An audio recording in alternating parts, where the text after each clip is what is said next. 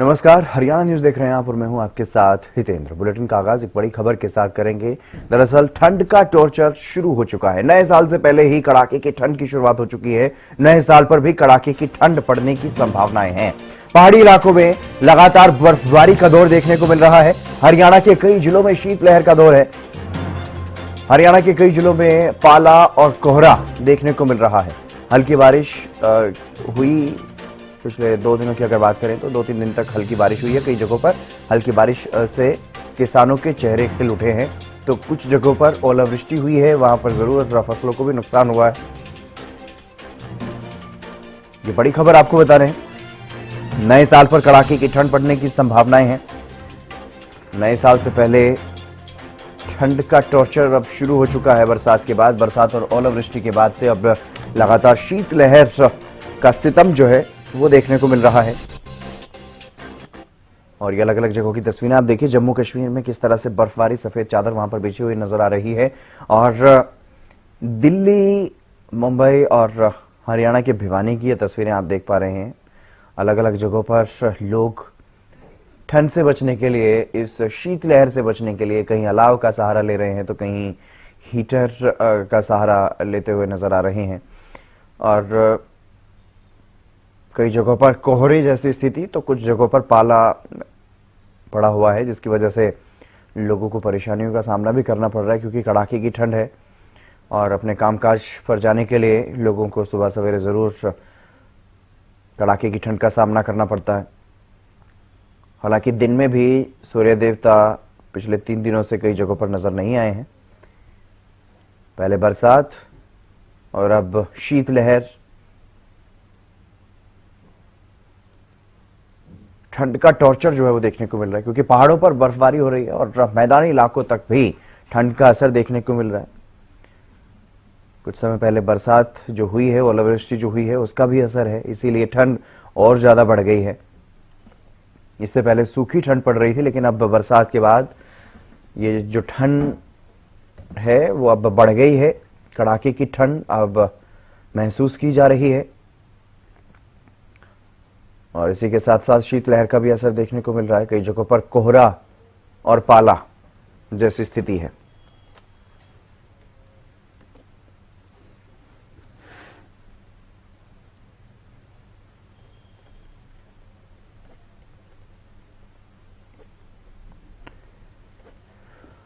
और हमारे साथ दिनेश सहरावत पलवल से जुड़ गए हैं और महेंद्र करनाल से, कृष्ण जिंदल कालावाली से हमारे साथ जुड़ गए हैं। सबसे पहले मैं दिनेश आपका रुख करूंगा, क्या कुछ स्थिति है फिलहाल और मौसम विभाग की तरफ से क्या अपडेट है?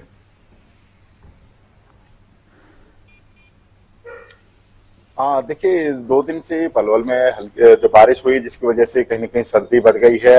कल या परसों की बात करें तो बारिश के साथ साथ ओले भी हुए। कहीं न कहीं किसानों को इससे ज्यादा नुकसान हुआ है। किसानों की कई फसलें जो है ओले और बारिश की वजह से बर्बाद हुई हैं। बात करें सब्जियों की तो जो गोभी, मटर और टमाटर, मेथी सहित तमाम ऐसी जो सब्जियां किसानों ने बोई हुई थी, जो ऑर्गेनिक खेती भी कर रहे थे, उनको काफी नुकसान हुआ। उनको नुकसान होने की वजह से कहीं न कहीं उन्होंने मुआवजे की भी मांग की है और सरकार ने आदेश भी दिए हैं कि गिरदावरी कराकर जो है मुआवजे की व्यवस्था की जाए, क्योंकि सीएम साहब ने प्रेस वार्ता करके जो डीसी को आदेश दिए हैं कि सभी किसानों की जो है गिरदावरी कराई जाए पटवारियों को भेजकर। साथ ही मैं आपको बता दूं कि इसकी वजह से कहीं न कहीं सर्दी बढ़ गई है, क्योंकि ओलावृष्टि होने से और ज्यादा ठंड बढ़ गई है। पलवल के तापमान की बात करें तो आज पलवल में 10 जो है बात करें, न्यूनतम तापमान पलवल का 11.50 डिग्री सेल्सियस है और अधिकतम तापमान है जो वो 20.32 डिग्री के करीब जो है सेल्सियस के करीब जो तापमान है। लेकिन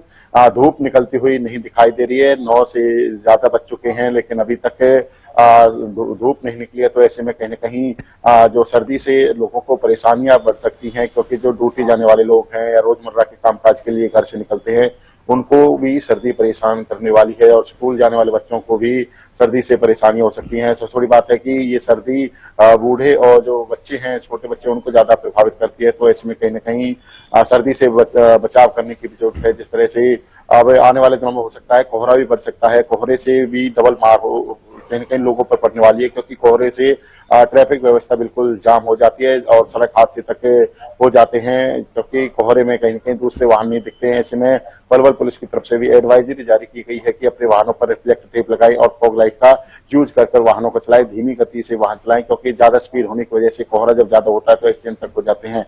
लेकिन जिस तरह से ये सर्दी कहीं न कहीं जो है गेहूं की फसलों में तो लाभदायक होती है, लेकिन जो दूसरी फसलें हैं उनमें किसानों को नुकसान हुआ है। इससे किसानों ने मुआवजे की मांग की है। बात करें तो पलवल के ऐसे दर्जनों गांव हैं जहां पर किसानों की दर्जनों जो फसल हैं, सब्जी की फसल कहें या दूसरी फसलें हैं, उनको नुकसान हुआ है।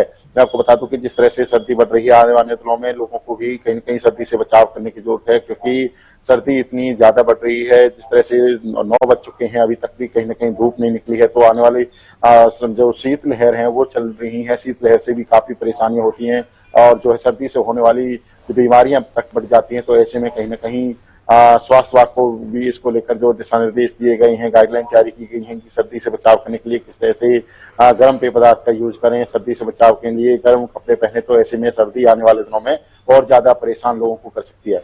जी बिल्कुल। महेंद्र भी हमारे साथ हैं करनाल से। महेंद्र, फिलहाल करनाल में क्या कुछ स्थिति है, कितनी ठंड वहां पर बढ़ गई है, क्योंकि बरसात और ओलावृष्टि भी पिछले दिनों देखने को मिली प्रदेश भर में?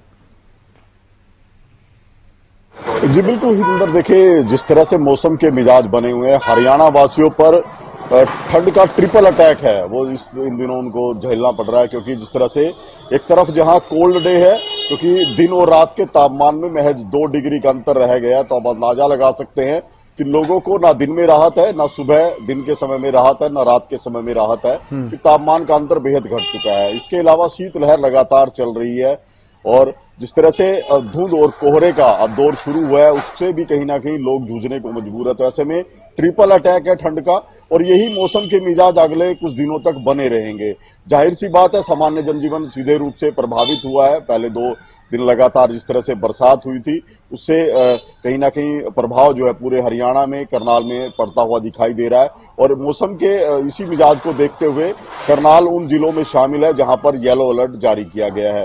अब जिस तरह से बरसात हुई थी उसका कुछ असर फसलों पर जरूर पड़ा है। गेहूं की फसल के लिए ये बरसात को जहां फायदेमंद बताया गया है, वहीं सब्जियों की फसल में विशेष रूप से इसमें काफी नुकसान देखा जा रहा है, क्योंकि बरसात अच्छी मात्रा में हुई है। कई स्थानों पर हल्की ओलावृष्टि भी हुई थी, जिससे टमाटर और मटर की जो फसल है वो प्रभावित हुई है। और जिस तरह से अब ग्रामीण इलाकों में विशेषतः घनी धुंध जो देखी जा रही है, उसका असर भी अब देखने को मिल रहा है। कहीं ना कहीं लोगों को अपनी दिनचर्या में मजबूरन बदलाव करना पड़ रहा है, क्योंकि सुबह के समय 6 बजे से पहले के समय की हम बात करें तो घनी धुंध होती है। ऐसे में घरों से बाहर निकलना और वाहन चलाना कहीं ना कहीं खतरनाक हो सकता है।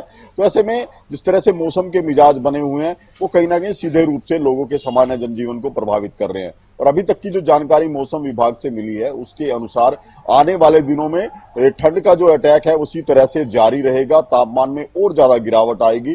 करनाल जिले का जो न्यूनतम तापमान है इन दिनों वो 7 डिग्री के आसपास चल रहा है। तो जिस तरह से ठंड बढ़ रही है और पहाड़ों में बर्फबारी हुई है, उसके बाद जो उत्तर पश्चिमी हवाएं चली हैं वो लगातार मैदानी इलाकों का तापमान जो है वो नीचे लेकर जा रही हैं। तो आने वाले दिनों में करनाल का तापमान 5 डिग्री से नीचे भी जा सकता है। जी कृष्ण जिंदल कालांवाली से हमारे साथ बने हुए हैं। कृष्ण, कालांवाली में और आसपास के क्षेत्र में फिलहाल क्या कुछ स्थिति? जी, अगर हम कालांवाली की बात करें तो कालांवाली के अंदर भी जो ठंड का असर बिल्कुल देखने को मिल रहा है, और जहां पर भी जो कड़ाके की ठंड है वो अपना असर दिखा रही है, क्योंकि जो के कारण जो कहीं ना कहीं ठंड और बढ़ी है। और उस तरीके से जहां पर जो सर्दी और शीतलहर है वो भी देखने को मिल रही है। और पिछले 3 दिनों से अगर हम बात करें तो सूर्य देव के दर्शन भी नहीं हुए। और उस तरीके से अगर बात करें सर्दी की, तो जो सर्दी में से आम जन जो अपने घरों से निकलते हैं, तो अपने कार्य के लिए निकलते हैं, तो कहीं ना कहीं वो सिर के ऊपर टोपी और गर्म कपड़े पहनकर निकलते हैं। और वहीं डॉक्टर ने सलाह दी है कि इस सर्दी के मौसम में गर्म चीजों का सेवन करो, गर्म पदार्थ पिए।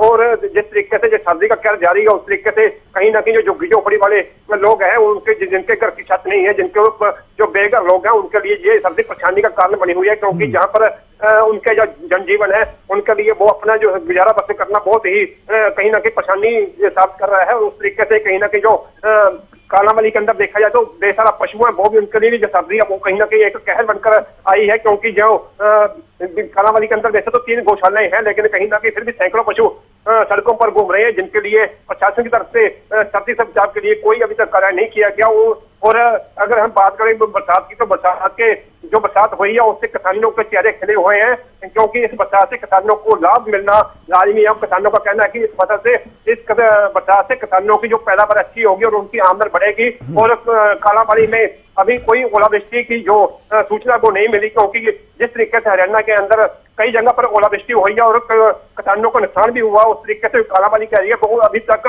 ओलावृष्टि से सेफ है और कहीं ना कहीं इस बरसात का लाभ किसानों को मिलना लाजमी है। जी जिस तरह से आपने बताया कि कुछ लोग ऐसे जिनके पास आवास नहीं होता, उनको ज्यादा परेशानी इस तरह के मौसम में होती है, तो क्या रैन बसेरों का इंतजाम स्थानीय प्रशासन की तरफ से नहीं किया गया वहां पर अच्छे तरीके से? जी, कालाबाड़ी में रैन बसेरा हर साल तैयार किया जाता है और नगर पालिका की बिल्डिंग में रैन बसेरा बनाया जाता है, लेकिन कहीं ना कहीं जागरूकता की कमी के कारण रैन बसेरे की जो प्रक्रिया है वो अभी पूरी तरीके से जो लोग जागरूक नहीं हुए हैं। वो बेघर लोग हैं, वो चौक चौराहों पर अपनी रात व्यतीत करते हैं। उस तरीके से जो झुग्गी झोपड़ी वाले लोग हैं, जो काफी संख्या में जो सैकड़ों की तादाद में झुग्गी झोपड़ी हैं, वो भी कहीं ना कहीं उनके लिए भी जो सर्दी का मौसम है वो परेशानी बनकर आता है और उनके लिए जो उनका जो जीवन है उनके लिए कहीं ना कहीं परेशानी खड़ी कर देता है, क्योंकि उनका जो गुजारा है वो उस तरीके से सर्दी में कहीं ना कहीं उनको बहुत दिक्कतों का सामना करना पड़ता है। जी चलिए, दिनेश हमारे साथ पलवल से लगातार बने हुए हैं। दिनेश, क्या कुछ ज्यादा जानकारी इस बारे में, क्योंकि नया साल भी कल की अगर रात की बात करें तो उसके बाद से नया साल शुरू हो जाएगा, तो उसको लेकर के क्या कुछ मौसम विभाग की तरफ से अपडेट है? नए साल पर किस तरह का मौसम रहने वाला है?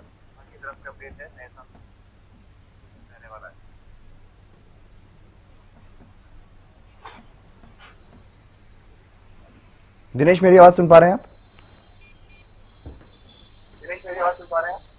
हाँ जी बिल्कुल, मैं आपको बता दूं कि जिस तरह से मौसम विभाग ने जो चेतावनी बताई थी कि आने वाले दिनों में कहीं न कहीं बारिश हो सकती है, तो ऐसे में बीते 2 दिनों की बात करें तो बारिश हुई है, ओलावृष्टि भी हुई है, कहीं न कहीं से सर्दी ज्यादा बढ़ी है।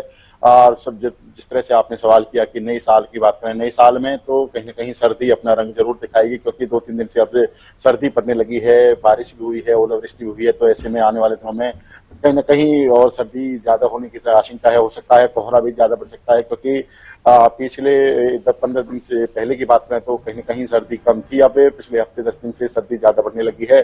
जिस तरह से अब नया साल आने वाला है, तो नए साल में हो सकता है कि लोगों को सर्दी का सामना करना पड़े और हो सकता है कोहरा भी हो सकता है, क्योंकि हल्की बारिश हुई है, इससे सर्दी तो बढ़ गई है, लेकिन आने वाले दिनों में यदि सूरज समय पर नहीं निकलता है, धूप नहीं निकलती है, तो सर्दी से लोगों की परेशानी हो सकती है। नए साल पर लोगों को सर्दी और ज्यादा प्रभावित कर सकती है, क्योंकि कोहरे की मार और सर्दी की मार दोनों डबल हो जाती है। कोहरे से कहीं न कहीं यातायात प्रभावित होता है, सड़क हादसे तक कोहरे की वजह से हो जाते हैं, क्योंकि जब फॉग लाइट और जो है रिफ्लेक्टर टेप वाहनों पर नहीं होती है और स्पीड से वाहन चलाते हैं, तो ऐसे में सड़क हादसों की संख्या बढ़ जाती है, जिसमें कई लोगों की मौत तक हो जाती है। ऐसे में जो है पलवल पुलिस की तरफ से, हरियाणा पुलिस की तरफ से यही एडवाइजरी है कि लोग जो है धीरे धीरे वाहन चलाएं, गति जो है उसकी कम रखें वाहनों की, क्योंकि और साथ ही इसके साथ साथ रिफ्लेक्टर टेप और जो फॉग लाइट का यूज करें, क्योंकि एक दूसरे वाहन इसकी वजह से, लाइट की वजह से दिख जाते हैं।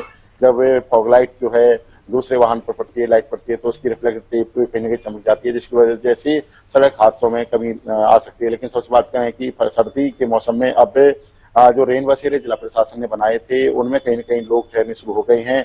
अब ये चुनौती जिला प्रशासन की होगी, क्योंकि रेन बसेरों में जब ज्यादा लोग पहुंचेंगे तो उनके लिए व्यवस्था जरूर बनानी होगी। हालांकि पलवल के जिला उपायुक्त डॉक्टर हरीश कुमार कई जगह पर जाकर रेन बसेरों का दौरा पिछले 1 हफ्ते के अंदर कर चुके हैं, लेकिन जब लोग अब ज्यादा नहीं थे, लेकिन अब सर्दी ज्यादा है, तो अब कहीं न कहीं जो फुटपाथ पर सोने वाले लोग हैं वो रेन बसेरों में पहुंचेंगे, लावारिस लोग हैं, जो भी हैं, बेसहारा लोग हैं, वो रेन बसेरों में पहुंचेंगे, तो ऐसे में उनके लिए कपड़े और जो बिस्तर की व्यवस्था जो करनी पड़ेगी, पानी की व्यवस्था करनी पड़ेगी, क्योंकि सबसे ज्यादा जो सर्दी है वो जो बेसहारा लोग हैं और जो पशु हैं या फिर जानवर हैं, उनको ज्यादा सर्दी परेशान करती है, क्योंकि खुले आसमान के नीचे वो लोग रहते हैं। तो ऐसे में जिला प्रशासन के लिए भी चुनौती है कि जिस सर्दी के मौसम में जिस तरह से आगे आने वाले दिनों में कड़ाके की सर्दी और पड़ने वाली है, तो किस तरह से बेसहारा लोगों को बचाया जा सके, ये जिला प्रशासन के लिए चुनौती रहेगी। जी चलिए, बहुत शुक्रिया दिनेश तमाम जानकारी देने के लिए। महेंद्र और कृष्ण, आपका भी बहुत शुक्रिया, तमाम जो ग्राउंड जीरो से आपने ताजा अपडेट दर्शकों तक पहुंचाई है। मौसम का हाल आपने बताया,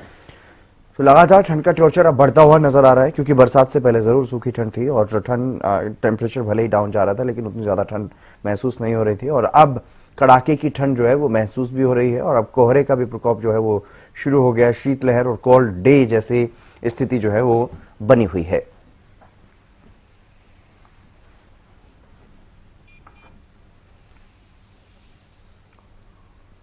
और हरियाणा में भी ठंड प्रचंड है। भिवानी में ठंड से लोगों का बुरा हाल है। पहाड़ों पर बर्फबारी तो मैदानी इलाकों में भी ठंड कमतर नहीं है। मैदानी इलाकों में भी तापमान जमाव बिंदु की तरफ जा चुका है और पारा लगातार अगर बात करें तो करीबन 3 डिग्री तक पहुंच गया है।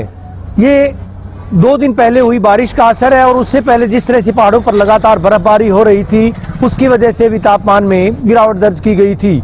पश्चिमी विक्षोभ का भी असर देखने को मिला था और ये वही असर है जब साल के अंत में इस तरह की ठंड महसूस की जा रही है, यानी पारा पूरी तरह से जमाव बिंदु की तरफ है। बर्फीली हवाएं चल रही हैं और नए साल का आगाज भी ऐसी ही बर्फीली हवाओं से होने जा रहा है। हालांकि अगर मौसम वैज्ञानिकों की बात करें तो आने वाले 3-4 रोज में इसी तरह का मौसम रहेगा। पहले 2-3 दिन पूरे प्रदेश में कहीं तेज तो कहीं हल्की बारिश दर्ज की गई थी और इसके अलावा फतेहाबाद सरीखे जिलों में तो ओलावृष्टि भी दर्ज की गई थी, ओलावृष्टि हुई थी। हालांकि भिवानी की बात करें, हिसार सिरसा की बात करें या फिर प्रदेश के दूसरे तमाम जिलों की बात करें, कहीं कम तो कहीं ज्यादा बारिश दर्ज की गई थी। ऐसे में मौसम का मिजाज लगातार अब बिगड़ता जा रहा है, बदलता जा रहा है। हालात ये है कि पहाड़ों की जैसी ठंड मैदानी इलाकों में भी महसूस की जा रही है। पूरे दिन से आज ठंड पूरे परवान पर है, यौवन पर है। सूर्यदेव के दर्शन नहीं हुए हैं और ऐसे में लोग बेहद परेशान है, हलकान है। हालांकि पहाड़ों जैसी ठंड का मजा अब यहाँ भी लिया जा रहा है। आने वाले 4-5 रोज में इसी तरह का मौसम रहेगा, इसी तरह का मौसम का मिजाज रहेगा। ऐसे में लोगों को न केवल सावधान रहने की जरूरत है बल्कि हृदय रोगियों की चाहे बात करें, श्वास रोगियों की बात करें या फिर एलर्जिक पेशेंट्स की अगर बात करें, खासतौर पर छोटे बच्चों और बुजुर्गों को अब सावधान रहना होगा। वीडियो जर्नलिस्ट अरुण नेहरा के साथ रवि जांगड़ा, हरियाणा।